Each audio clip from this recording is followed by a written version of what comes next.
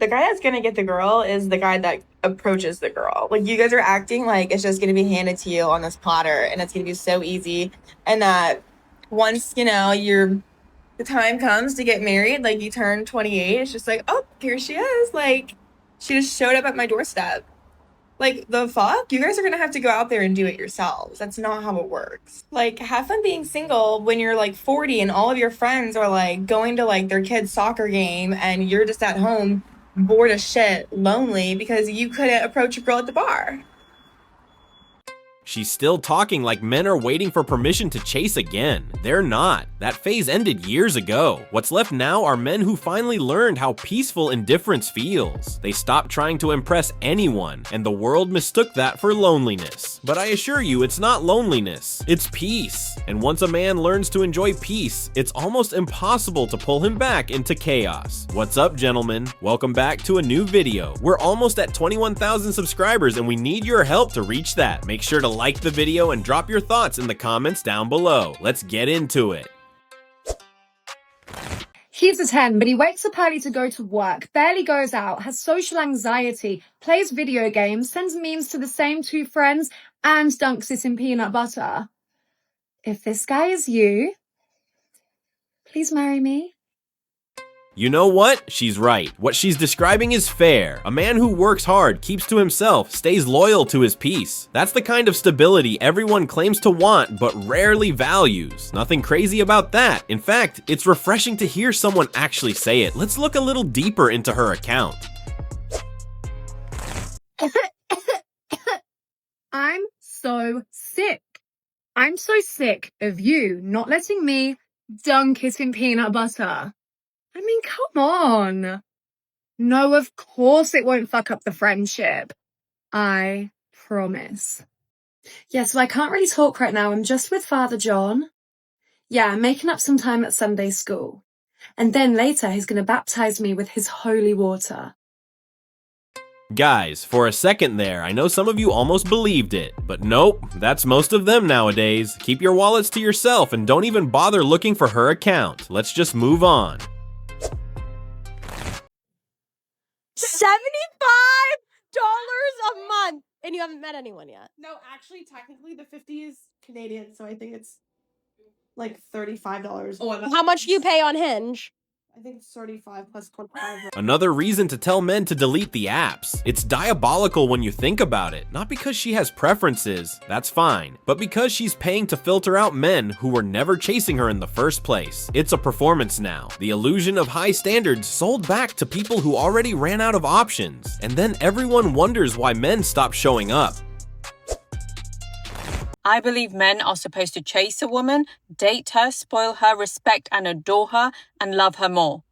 Anything outside of that is just weird.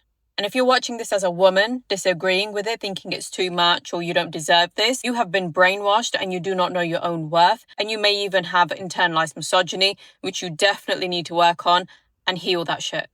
She's describing a man like he's a lifestyle package. Chase her, spoil her, adore her. And if you don't agree, you're broken. That's the mindset now. Everything a man gives is expected. Everything he asks for is control. And when that dynamic collapses, they call it a shortage of good men. But it's not a shortage, it's a refusal. Men just stop playing the role she's describing. The lengths I will go to avoid asking a man out in person. Oh God. I went to return a package at UPS today. Walked in. There is a man working who is Love Island level attractive. Love Island. I was taken aback. I was waiting in line. I was like, you have to ask him out. You have to do it. You have to work up the nerve. And so I walk up. I say, I'd like to return a package. He says, is it Amazon? And I said, yes, it is Amazon. He gave me my receipt. I turned and I walked out. I didn't do anything. I didn't say anything. I didn't compliment his shoes. He had cool shoes on. I just did the most basic return of a package. He has no idea that I was attracted to him. I went to my car, I got my calendar out, and I marked down 1 week on that day at that time, hoping that he is also working that day. I'm literally gonna order something that I don't need so that I can return it and hope to run into him again. Should I buy something to return that's like a talking point maybe? Lingerie? Probably not. I give myself 1 week to try to work up the courage. Stay tuned.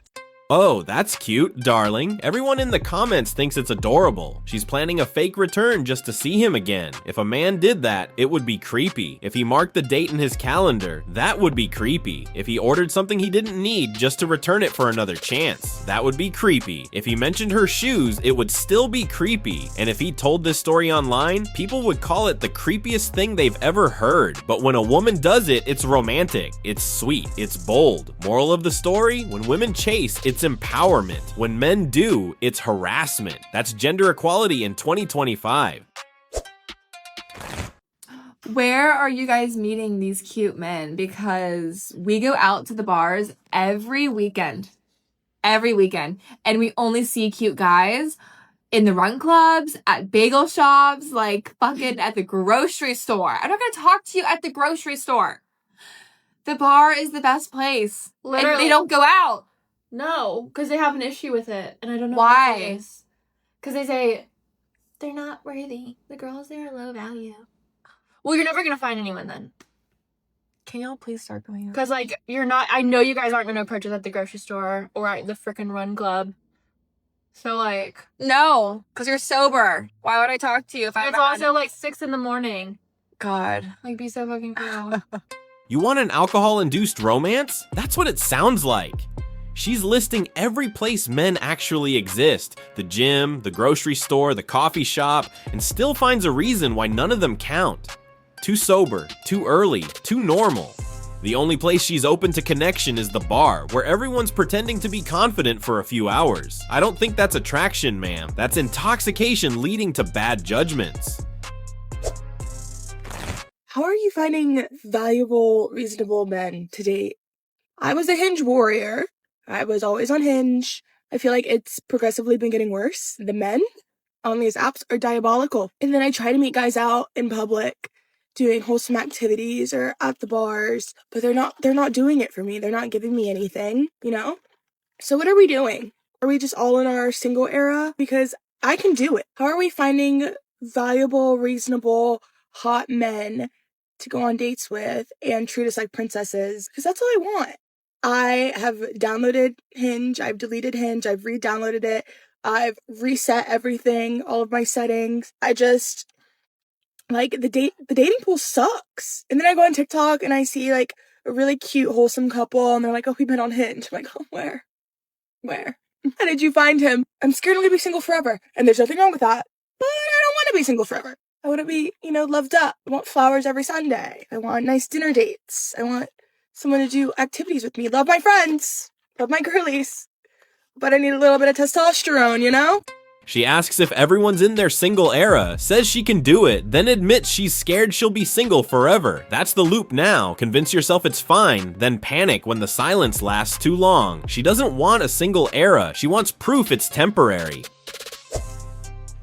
If you're a single man in the gym and you have a gym crush, this is your sign to go talk to them, because please, for the love of God, I am so sick of making eyes with men and doing the stupid little look at you, look away, make eye contact, look away, look for them in the gym. Just come talk to me. It's not that hard. Put on your big boy pants. Tell her she's pretty. Tell her she's strong. Offer to spot her. Make a joke. I don't care. Just figure it out. So I have taken a new approach to dealing with old men in the gym lately, and I just mean mug them. Like, if I see one approaching, I'm just like... And then when they continually try to talk to me because that face doesn't scare them away enough, I just, like, tap on my headphone and I'm like, I can't hear you. I'm trying to work out. Like, don't talk to me. And then they continue trying to talk to me. And I say, what do you need? And that really takes them back. And they're like, well, I just want... I'm like, listen, okay? I'm not here for you to live out your weird little fantasies about me at the gym, so please just go away and let me work out. Like, go away. Don't talk to me. I barely can handle men my age, okay? What makes you think I want to talk to an old man? I don't. I've come to the conclusion that my gym crushes will not talk to me ever. And I get it. As a man, going up to a girl is very uncomfortable, especially in the gym setting. But come on. Like, I could be your wife. You know what I mean? Just talk to me. Like, please. Attention used to feel like power. Now it feels like withdrawal. The same women who spent years building walls are shocked no one's climbing anymore. You can't mock the effort, then miss the attention and call that growth. This is what happens when silence finally answers back. I'm not going to be in my feminine until he's in his masculine. Until he steps up, then I'm going to be in my masculine. He should be obsessed with me. And if he's not obsessed, then he isn't the one. Do you know how fucking entitled you guys sound? You sound so entitled, and it is ruining your dating experience. Have you ever thought that maybe you are the narcissist in your relationship? Because if you really think about things more logically, more accurately, masculine men are not going to be attracted to masculine guarded women, because biologically that's just going to signal, oh, that's not safe. That's not a nurturing woman.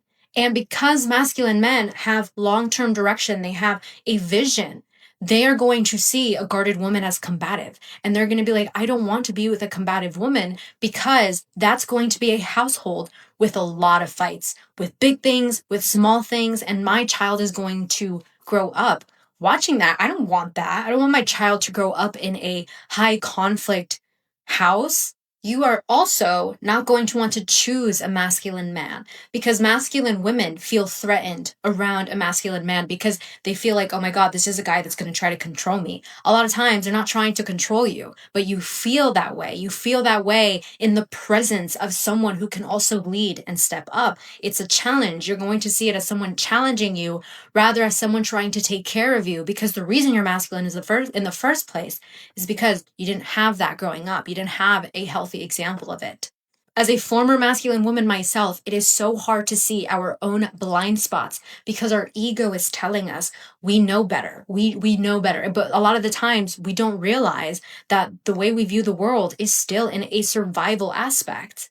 And that's going to help you push forward and push through, but it's not something that's going to help you really soften and receive and enjoy life. And I want that for you. I really do, but you cannot be in survival mode and call in a stable relationship, because a stable relationship is a safe one, and your body, your nervous system is just not tuned into that. It cannot hold that because your fears and your protection mechanisms are taking up too much space. Like, for example, I had a man come up to me like in person. He approached me in person, and I've always wanted someone, we've always wanted a man that like comes up to you in person and is like confident enough to do that. And he did that, and I was just like, no. I'm like, who is this strange man? He's gonna try to hurt me. Like, my survival mode just kicked in, and so I was just like, I have a boyfriend. Even though I didn't, I was just like, nope, sorry, have a boyfriend, bye. Because I didn't feel safe. And so it's like, I just wasn't a vibrational match for what I was trying to call in, because that was what I wanted my future husband to do.